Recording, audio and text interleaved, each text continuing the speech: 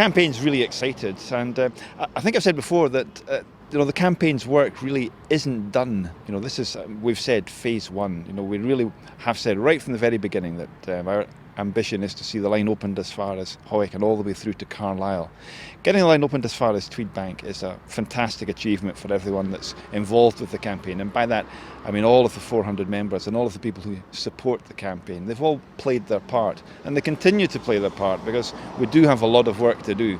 It's still a long way from Tweedbank to Carlisle, but we're reaching for that. And whilst the fact that the railway's opening to Tweedbank is very exciting, and we are all very much looking forward to it, and it will make a great difference for everyone in the borders. We see the focus of our work now in pushing on further onto Hawick and Carlisle. The campaign does have a lot of relevant expertise and experience within its membership. We're drawn from all walks of life and from all strata of society and from all professions. And when the campaign makes a statement or makes an observation, it's not made solely from the interests of enthusiasm. It's not made solely from the interests of nostalgia. Nothing could be further from the truth. It's made with genuine insight and with genuine professional thought gone into that. And we see we have social and economic reasons for everything that we say and everything that we've tried to achieve. That's why, for example, the long and hard work that went into getting the station in Stow will make such a difference to that community. The fact that the platforms will be long enough to accommodate charter trains in Galashiels and in Tweedbank is in no small measure due to the lobby that the campaign has put in over a number of years to make the line more suitable for tourist traffic, and bring that leisure market into the borders. There's been a lot of hurdles in getting this far, and getting through Newton St Boswells and Melrose is going to be an issue. But it's not going to be anything like as difficult as anything that we've faced already. The engineers who've worked on the line have overcome some extraordinarily difficult situations. The getting underneath the Edinburgh bypass, for example, comes to mind, and the fact that the railway that was built in the 19th century simply wasn't suitable for a railway in the 21st century. And there's been a great many things which have had to be changed in order to accommodate a modern railway. So the fact that, yes, there are difficulties in getting through Melrose and getting through Newton St Boswells, that I'm not under stressing them. They are going to be difficult, but they're not going to be anything that hasn't been faced on this project already.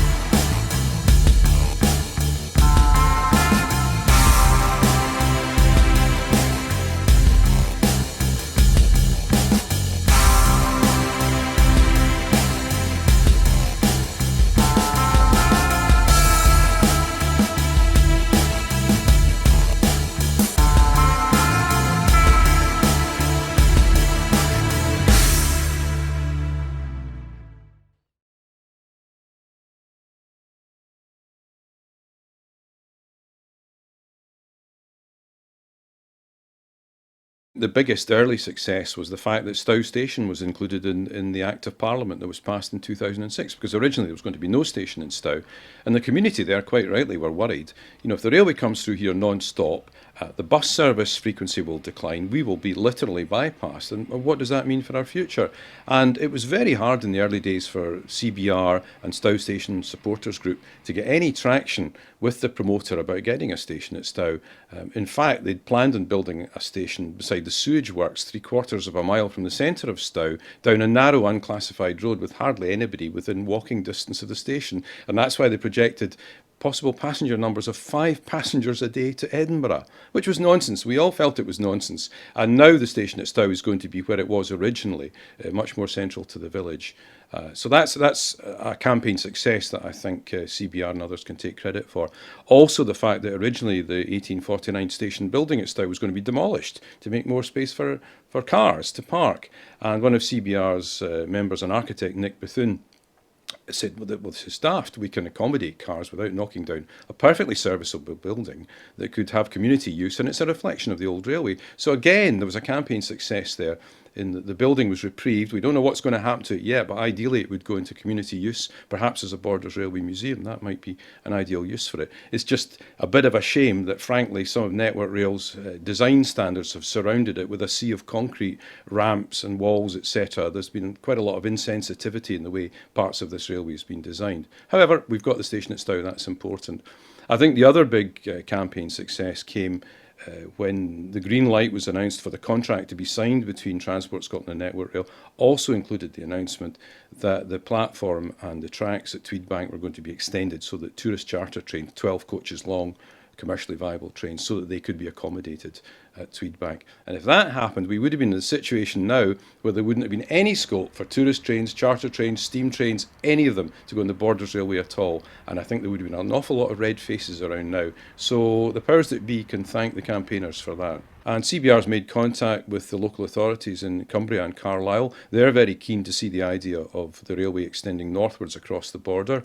And I guess timber might be a very important part of that dimension. I think the critical first step, though, is to look at going from Tweedbank to Hawick. It's only just over 17 miles. Reconnect Hawick to the rail network. The town that suffered most from the loss of the railway, very important to serve that, as well as Melrose and St Boswell's too. So yes, plenty to look forward to, and the campaign is not over.